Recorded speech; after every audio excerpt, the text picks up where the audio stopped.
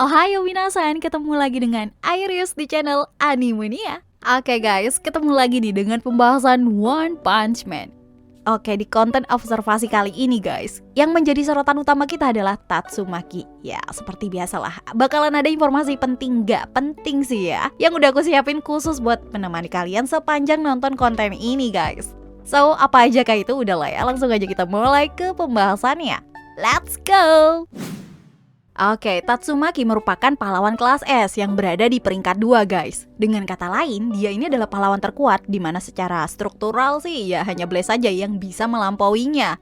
Tentu jika kita menambahkan nama Saitama di dalam daftar ya, Tatsumaki akan mengisi slot ketiga guys sebagai pahlawan terkuat di sepanjang serial ini. Julukan yang melekat kepada Tatsumaki ini ada dua. Pertama, ada sebutan Tornado of Terror.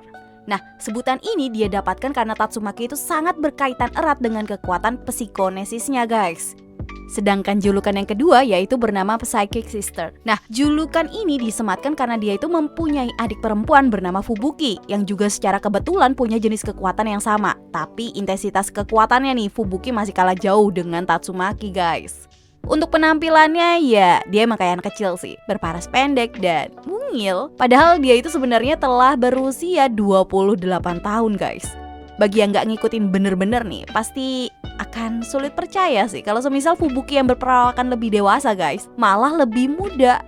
Nah, selain kecil, mungil, dan ngegemesin sih tentunya, yang menjadi ciri khas dari Tatsumaki adalah rambut berwarna hijau yang bergelombang di ujungnya guys, serta gaun hitam yang mengikuti lekuk tubuh. Bahkan di beberapa kesempatan baik di anime maupun versi manga Murata Sensei nih, Tatsumaki itu sering digambarkan dengan style milik One Sensei. Dia tuh menjadi karakter kedua yang sering digambarkan seperti itu selain Saitama tentunya. Sekarang kita singgung soal kepribadian yang dimiliki olehnya guys. Sebagai pahlawan kelas S, dia tuh punya kebanggaan luar biasa lah dengan kekuatan yang dia miliki guys. Dia sering mengganggu serta memaksa asosiasi pahlawan agar mereka tuh mau mengirimkan dia ke tugas kepahlawanan guys. Tapi anehnya nih, semisal dia dapat musuh yang gampang diatasi, ya dia bakal ngomel-ngomel dan kesel karena udah dikasih musuh yang gak sepadan terus ngebosenin. Jadi serba salah kan? Udah gitu dia tuh punya sifat yang sangat gak berakhlak kepada siapapun. Ketika dia berhadapan dengan orang lain, baik muda ataupun tua, bakalan sama kurang ajarnya sih. Terlebih dia tuh sangat meremehkan ke sesama pahlawan guys. Apalagi kalau sama pahlawan yang berada di bawah levelnya tuh. Ini tuh dia perlihatkan ketika nggak terima saat tahu Saitama yang masih berada di peringkat B malah ikut rapat bersama para pahlawan kelas S. Sikapnya ke sesama pahlawan kelas S juga dirasa kurang menyenangkan karena dia selalu yakin semuanya tuh dapat dia selesaikan sendiri tanpa perlu bantuan siapapun guys. Ya, terlepas dari semua itu guys, seenggaknya ada dua pahlawan yang begitu Tatsumaki hormati sih. Pertama ada Blaze karena telah menjadi penyelamat dia di masa lalunya. Kedua ada King yang sangat dia yakini kekuatannya guys. Bahkan dia tuh dengan bangga telah mengandalkan King saat misi serangan asosiasi pahlawan guys. King berhasil mengevakuasi seorang anak yang dijadikan sandera. Tapi dibalik semua sifat yang gak berakhlak tadi guys, Tatsumaki itu tetap mempunyai sisi lembut. Misalnya Tatsumaki itu sebenarnya sangat menjunjung tinggi status kepahlawanannya. Dia tuh juga menganggap dengan kekuatan yang besar, ya menjadi pahlawan adalah suatu kewajiban yang harus dia emban gitu, tanggung gitu. Dan sisi lembut lainnya yang dia punya adalah rasa sayangnya yang sangat besar kepada sang adik guys, Fubuki. Ya meski sama-sama berstatus pahlawan tapi itu gak ngebuat Tatsumaki seneng. Bagi dia itu cuma membuat Fubuki itu berada dalam bahaya aja. Dengan sifat arogan dan sombongnya dia tuh akan selalu menjaga dan melindungi adiknya guys. Walau secara kasat mata ya Tatsumaki itu seolah-olah merendahkan adiknya. Semua itu dia lakukan agar ya adiknya baik-baik aja sih. Dia juga sampai terang-terangan meminta asosiasi pahlawan untuk gak melibatkan adiknya di misi yang terlalu bahaya guys. Malahan pas tahu adiknya terlibat di misi tersebut, dia tuh kayaknya bisa ngobrak-ngabrik kantor asosiasi pahlawan. Wow. Salah satu sifat Tatsumaki yang kita rasa mungkin agak mengganggu ya mungkin dirinya nih yang gak bisa diajak kerjasama dan menolak bantuan dari siapapun. Sekalipun dia udah dalam keadaan yang sangat-sangat lemah. Namun itu semua bukan tanpa alasan sih. Semua itu berkaitan dengan masa lalu kelam yang pernah dia lalui guys. Kita bakal singgung sedikit nih masa lalu dari Tatsumaki guys. Jadi Tatsumaki yang sedari kecil nih udah punya kekuatan istimewa. Dia tuh harus menjadi bahan eksperimen. Hal itu membuat Tatsumaki kecil harus mendekap layaknya seorang tahanan dan menjalani pengalaman yang mengerikan. Suatu ketika nih, ada monster penelitian yang menjadi liar dan mengancam keselamatan guys. Tatsumaki malah ditinggalkan di dalam ruangan dan terkunci. Saat itu Tatsumaki tuh udah merasa putus asa dan kemudian Blaze datang nih menyelamatkannya guys. Blaze sempat menanyakan kepada Tatsumaki, kenapa dia nggak mau menggunakan kekuatannya. Dari sini kita bisa mengindikasikan guys, sepertinya sih kalau Blaze sendiri ini udah tahu tentang kekuatan Tatsumaki yang luar biasa.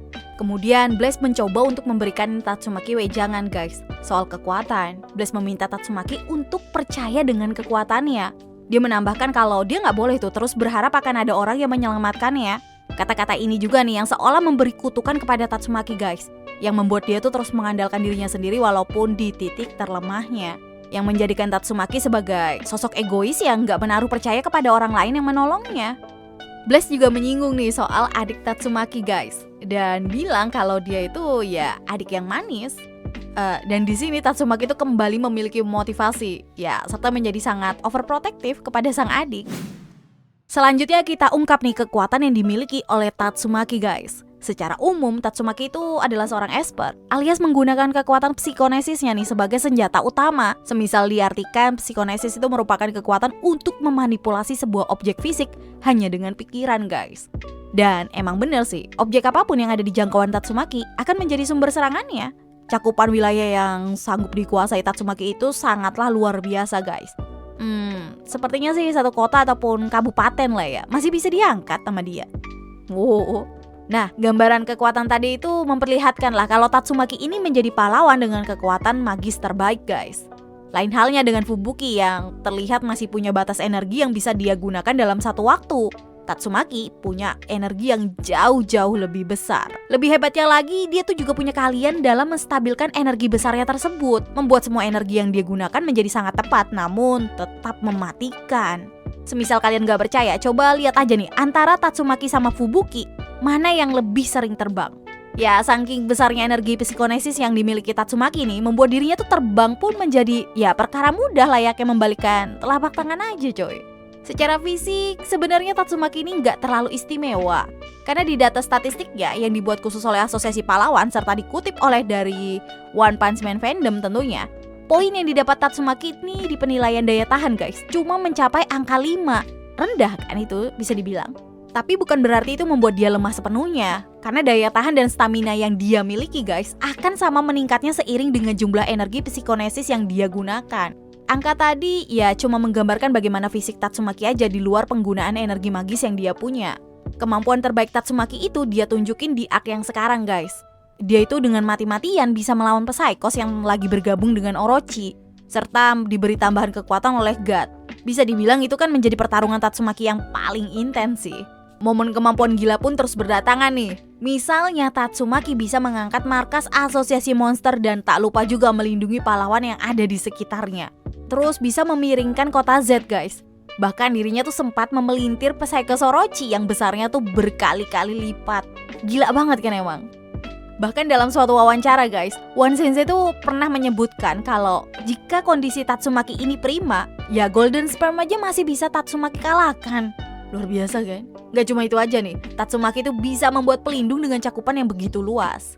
Dengan kemampuan tersebut, dia itu mampu menciptakan sebuah penghalang dengan ukuran yang beragam guys. Kayak mulai dari yang kecil sampai yang terbesar. Dan kekuatan ini berfungsi untuk melindungi, bukan untuk menyerang. Namun di sisi lain, dia tuh juga sanggup guys untuk memerangkap musuh untuk mencegah dampak kerusakan yang lebih besar. Dan terakhir, Tatsumaki punya kemampuan untuk menggunakan telepati. Biasanya sih dia tuh selalu menggunakan kekuatan yang ini untuk mengetahui keadaan adiknya. Misteri terbesar yang kadang kita lupakan yaitu tentang soal asal-muasal kekuatan Tatsumaki. Nah, mengingat sebenarnya pahlawan di One Punch Man ini sedikit punya kekuatan magis, saat ini asumsi yang paling mungkin yaitu Tatsumaki mendapat kekuatan tersebut sebagai bawaan lahir sih guys. Hal ini dibuktikan juga karena jenis kekuatan yang sama juga diwariskan ke adiknya. Jujur aja sih jadi rada penasaran guys. Apa ini berarti orang tua dari Tatsumaki ini punya kemungkinan untuk berkekuatan lebih besar? Atau kayak ada cara lain dari Tatsumaki bisa mendapatkan kekuatan tersebut? Sebuah teka-teki yang nampaknya akan terus menjadi misteri sih. Mengingat sejauh cerita berjalan gak ada tuh indikasi untuk mengungkapkan hal tersebut. Toh juga orang tua mereka juga kayaknya sih gak terlalu istimewa guys. Karena dia dengan tega menjual Tatsumaki sebagai bahan penelitian. Gila kan?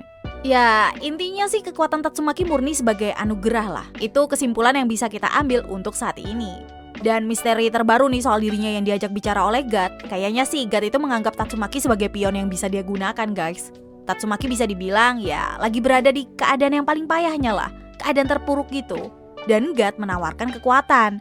Beruntungnya God ini nggak sepenuhnya berhasil, karena nggak lama setelah itu Bless juga datang, guys. Oke, mungkin itu dia guys pembahasan yang bisa aku sampaikan tentang Tatsumaki. Sebelum kita tutup nih, mari kita masukin beberapa info tambahan perihal Tatsumaki. Pertama guys, Tatsumaki itu memiliki kekuatan luar biasa, tapi masih suka latihan sendiri di tempat yang luas. Kedua, Tatsumaki itu paling benci dengan pria yang menganggap dirinya lebih kuat dan disebut sebagai anak kecil. Itu yang membuat dia tuh sangat marah dengan Saitama dan Genos, apalagi waktu Genos itu sempat ngeledek Tatsumaki juga kan. Terakhir, Tatsumaki itu sangat menyukai permen apel yang biasanya dijual di festival. Oke, mungkin itu dia pembahasan kita kali ini. So, see you again next time. Adios, caramelo, stay safe everyone. Salam Animania.